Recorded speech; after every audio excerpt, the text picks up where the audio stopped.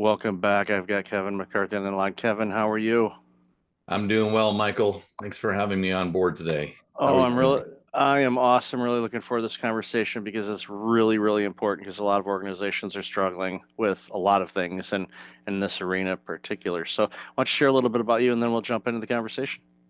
You bet. Yeah, I would say the best way to describe me as a serial entrepreneur, but I've been a keynote speaker and a corporate trainer, leadership development trainer for a couple decades now, actually. Started speaking professionally back in the mid 90s. And so now I am the owner of a couple different businesses, one of which is the speaking training business. The other one is an assessment business. I developed a personality assessment called the Blind Spot Assessment in 2016 is when we launched it, and it's gone viral. I've got coaches now around the world. Just onboarded a coach in Australia, so that between those two different businesses, I keep pretty busy. Well, congratulations on launching. It's difficult enough to run one business. When you're running a couple, it's like you basically have to lean on your team, but also, have some systems in place that help you navigate all of those things and be able Mhm. to address them, especially when the businesses can be a little different. If they're the same, it's like, okay, we can, basically use a lot of principles. But quite frankly, it doesn't matter if you're, running a nonprofit or a for-profit company and do different things. The systems, a lot of them can mirror each other and have some things. So again, congratulations on that. So let's dive in a little bit on the blind spots, and you obviously you know got all kinds of work and experience and all of that stuff and your own personal experience with blind spots and in your career. It seems to be one of those things where I think a lot of leaders, whether they're at the top of the chart or middle management, there's a lot of blind spots, and I find in many situations eh, it's not that they can't see it, they don't even know necessarily where to look for them. And that's those are the ones that can really, surprise you and cause a lot of problems. So, give us a little background on your work with this and most importantly, what are some of the things that you're seeing, especially with middle management, the challenges that they're facing, especially over the last few years for sure. Yeah, for sure. Let me give you a little backdrop that leads to your specific comment about management today. A couple decades ago, maybe 3 decades ago, I was young and arrogant enough to think I didn't have blind spots. Imagine that. We all have blind spots. That's what I've learned in this progression. I was fortunate and blessed to own several businesses in my youth, and ended up selling one of the businesses to a publicly held company. And shortly, that was during the craziness of the dot-com era, so it was rather fun, and I did well. But the next opportunity I took was to be a consultant for a startup company. I say startup, should have been really more like early stage, because it was a 5, 6 year old company that was getting ready to go public and franchise out all over the country. So it looked like a great opportunity. And because of the context of my mindset at the time, this young, arrogant, top executive, having succeeded and sold businesses, I didn't see the blind spots with this opportunity.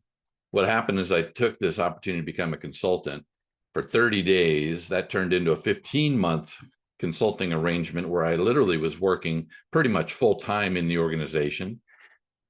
And suddenly I have the FBI knocking on my door. I had no idea that my boss was committing the largest fraud in the history of the state of Washington. And I was what my attorney later called me as an unwitting accomplice. I spent 33 months in a federal prison for a crime I didn't knowingly commit. So, Michael, that's where the blind spot journey began, as Yeah, you can only imagine. yeah, that's a okay. I'm sitting here. I am incarcerated for something that I, quite frankly, you I, what did I do that forced me into this situation? And that's in obviously not going into the courtroom details and the testimonies and all that kind of good stuff. because just at face value, I look at that and a part of me goes, okay, the parties that be, were more or less, and I'm not trying to put words in your mouth, and I don't want to be on the radar of anybody either, but sometimes those situations, there's this sense where it's like, well, we've got to get somebody. We can't just get this CEO. There was other people involved. We got to go after them too because the taxpayers deserve this kind of thing instead of actually looking at the case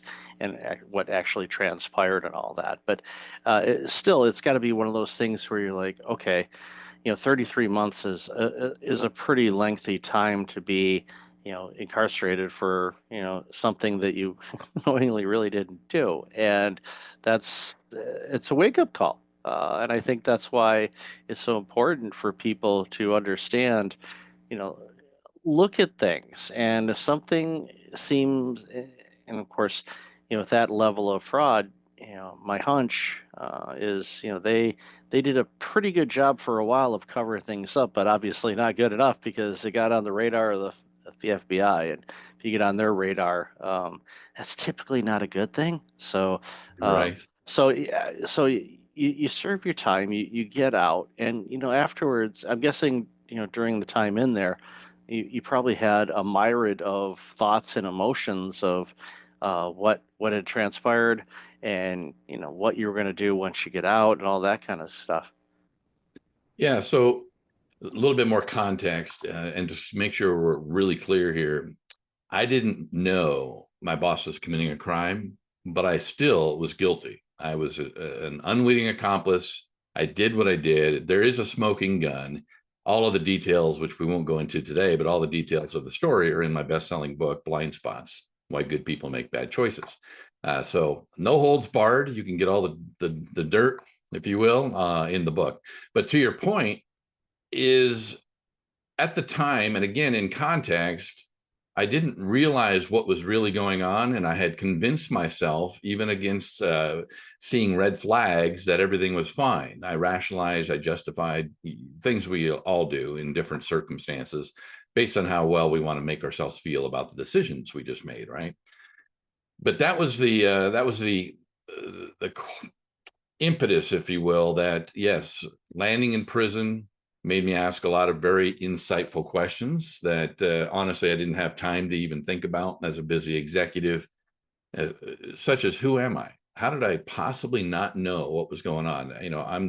I consider myself a little bit smarter than the average bear, but at the same time, this is not about intelligence. This is about unconscious biases. It's about thinking errors, right? It's all the thoughts and the framework that goes into making good decisions. And though I thought I was a good decision maker at the time, I realized in hindsight that I had a lot of blind spots. And so that began the journey of this, studying the cognitive psychology and trying to understand what makes our minds tick. Why is it we think we're doing a good job when others are perceiving us as doing something other than a good job? And that's the problem.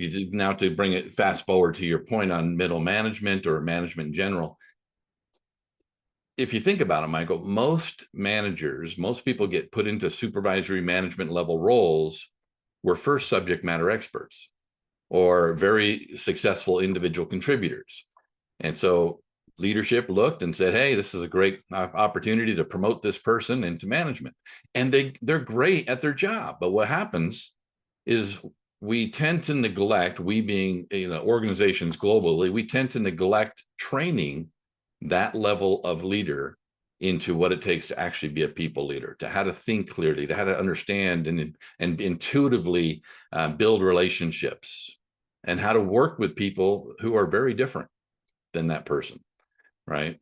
So we bring, as managers, we bring a lot of our own personal baggage, and all the way up the line. I mean, you and I both know, senior citizens, if you will, who still carry a lot of baggage around, haven't learned how to deal with their baggage, and that's just human, part of the human condition.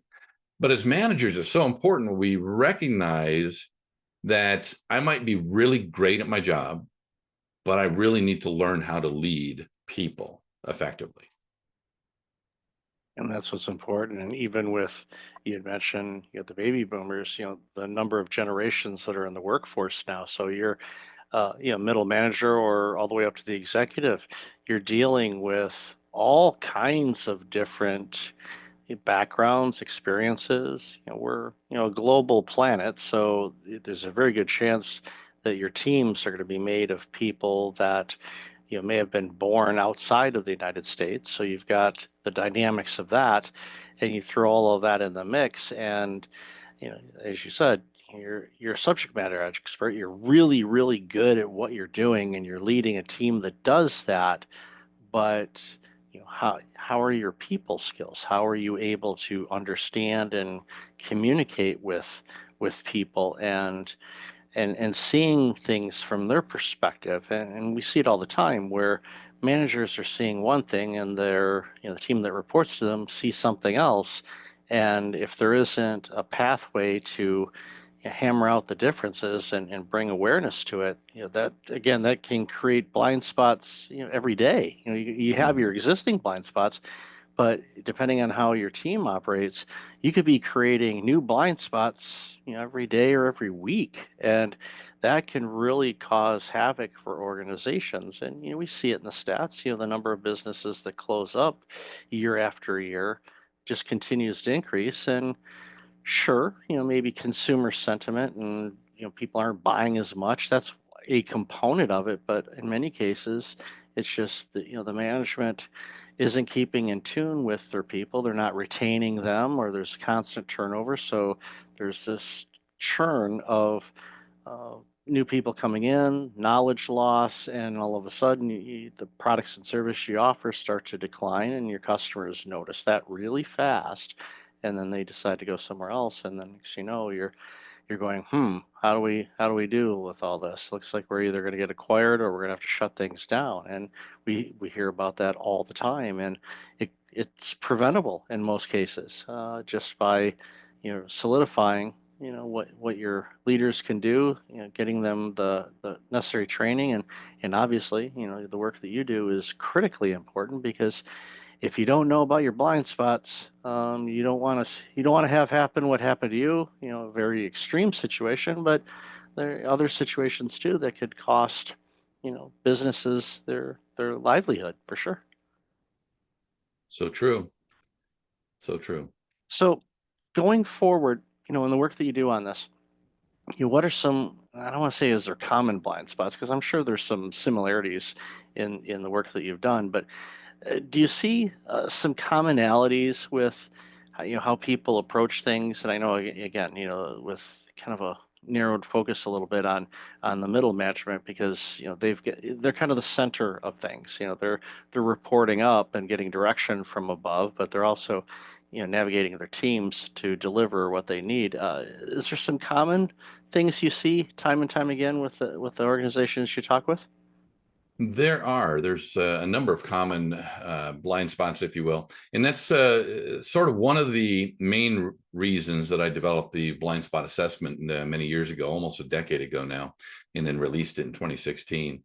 Is as I was sharing with audiences and workshops with corporate training groups, I needed a way to demonstrate what these blind spots look like in our interaction with one another. And so I developed this assessment. It's basically showing 8 different styles of communication: the competitor style, the motivator style, the peacemaker, the analyzer, and then there's 4 other blended styles, if you will. And so let's take that for an example. Is let's say you're a competitor leader.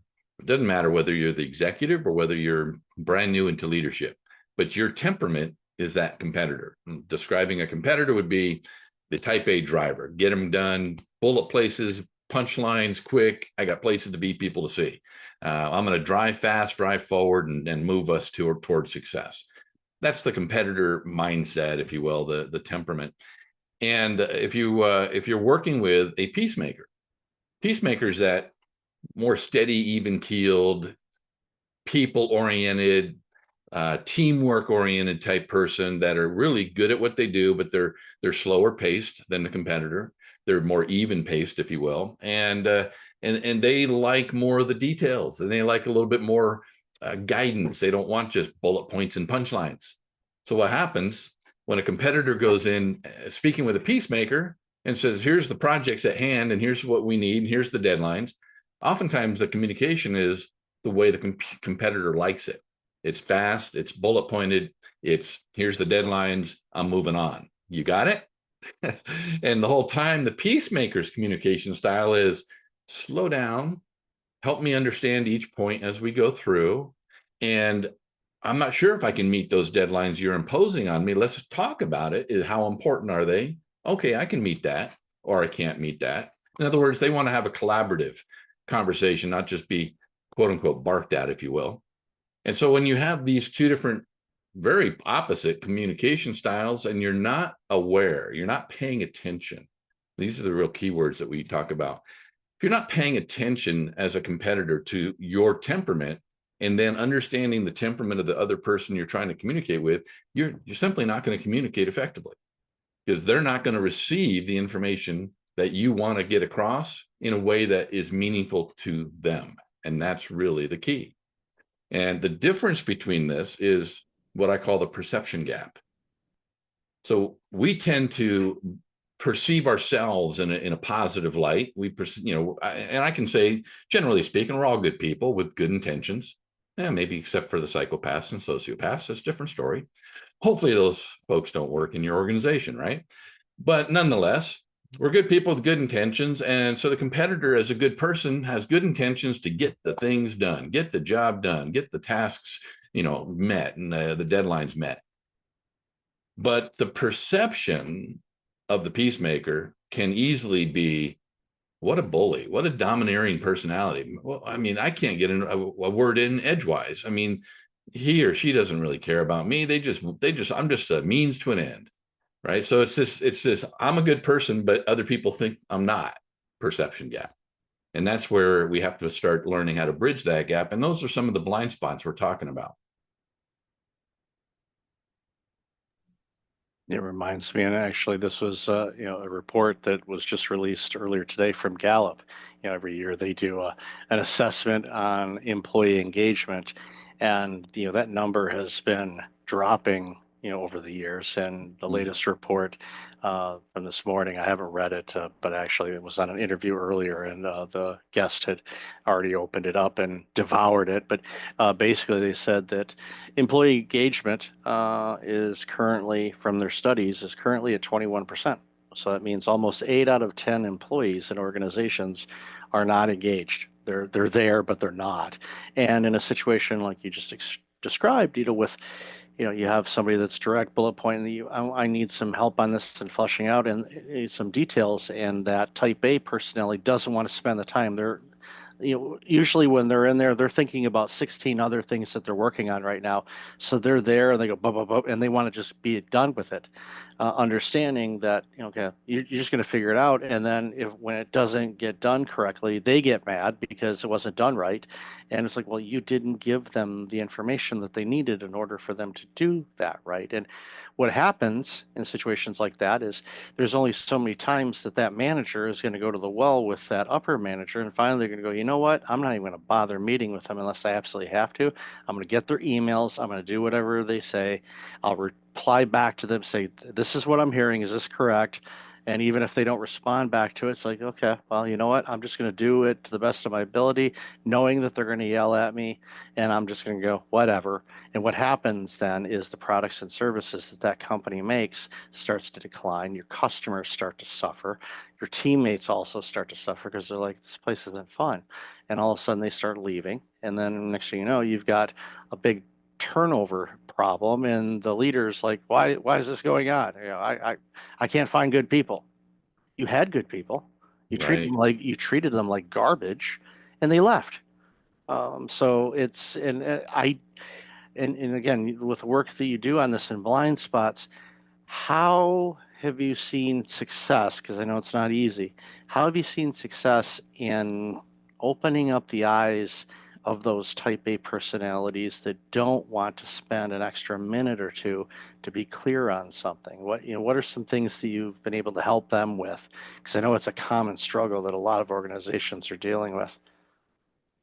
Yeah, it's a great question, Michael, and it brings me back to a comment you made in the beginning of the show. Is with regard to the two businesses I own, and in fact, they're not really that separate. One, they're separate entities. They have different functions, but there's so much overlap. And why I say that is because the blind spot assessment is the foundational tool that unlocks a lot of the training that you're talking about, a lot of the bridging the gap, right? So when we talk about me or my coaches and trainers doing this training, it's using the blind spot assessment to help leaders understand, whether they're brand new leaders or whether they're seasoned leaders, to help them use a third party instrument to basically understand what those blind spots look like.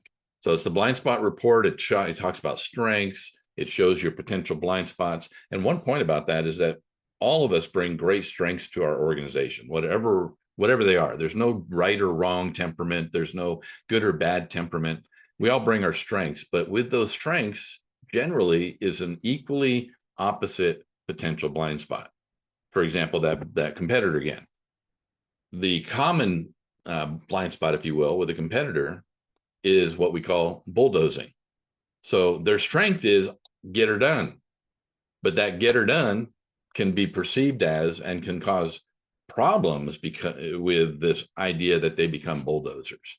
They just get her done at the cost of, doesn't matter what the relationships are, doesn't matter what people think, and so then they leave a wake of hurt people in their path as they get the job done. So that creates this that's one of the things that create this idea of disengagement. And I love the Gallup reports. I just got mine today too, as well, and I skimmed through it. I didn't devour it like your last guest, but as I skimmed through it, one of the observations I made is that, to your point, is that engagement is decreasing. It's only the second time actually in the last 12 years that it's decreased like this, but now it's down to 21%. It was just at 23%. The about 59% of the organization is disengaged, meaning that most of your people are actually looking for a job at any given point in time. And they're doing what you just described. They're just kind of doing the get by. I'm gonna show up. I'm gonna do my job, but I'm not going to give you 100% of my energy. I'm going to do my job to the fact to the point that at least I get it done. It may not be excellent, right? I may not treat the clients or the customers or even my peers with excellence. I'm just going to be there. The worst part of the whole idea of this engagement or disengagement is that about 18% of the workplace is what's called actively disengaged. I like to think of it this way: they're actively sabotaging your organization. They're literally poisoning the minds of the good people around them. They're bad mouthing management every chance they get.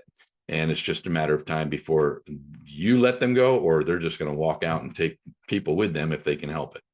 Right. So, this idea of engagement is really critical. And blind spots are a huge interference with the ability to create an engaged, very successful, very flourishing, cohesive workplace, right?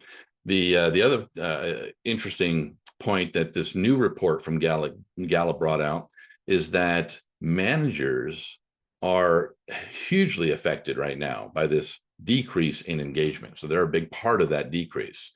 And we talked about earlier the managers who became managers after being subject matter experts or individual contributors, and they need to be trained. They need some people skills training and so forth. But this new report also indicates that because they're also disengaged, there's obviously a problem at the top, as you mentioned, right? And it boils down to, the chief executive team and the senior leadership team. You have to get on board with this idea that we need to not only invest in ourselves, but invest in our people and invest in a way that is building culture, not just training skills. And that's always been a rub over the last, decades. Although it's getting better, more and more organizations, the thriving organizations, are realizing, Michael, that they have to start investing in what has always been considered soft skills, people skills, right? They're realizing that's critical if we're going to really get the job done right. And those are the organizations that continue to thrive and be agile no matter what's thrown at us, whether it's pandemic, recessions, wars, tariffs, you name it. Those are the organizations that are going to be able to navigate around or through some of these challenging times that we're always in. So, love this conversation. Where can people find out more about you and the assessment and everything else you're doing? Yeah, absolutely. I'd love to hear from anybody who's interested in more information about this. You can reach me at blindspotassessments.com, blindspotassessments.com. And what I would encourage your audience to do, Michael, is go to the website. There's a couple opportunities. You can actually preview the questions of the blind spot assessment, but book a short demo. Have a conversation directly with me. I'd love to find out more about your organization and how the assessment and possibly the additional training might be of assistance to you. And we have companies that use the assessment for HR, for candidate screening, and we have companies that use it throughout the organization for starting at the top and working their way all the way down. In fact, we recently just onboarded the American Board of Radiology organization, and they're embedding the blind spot assessment into their annual leadership development programs internally. So a lot of really cool things happening. And you can also reach me directly at kevin@blindspots.com. Looking forward to hearing from you. Yeah, definitely all of that in the show notes, and congratulations on getting the Radiology Association involved. The associations are one, I've worked for some in the past. Some are run really well. Some of them are riddled with blind spots. So thrilled to hear, that they've signed on, because I think it's going to make a humongous change in how they run things, which just benefits us all. So again, thank you, Kevin, for being on the show. Really appreciate your time today. Thanks, Michael. It was a pleasure.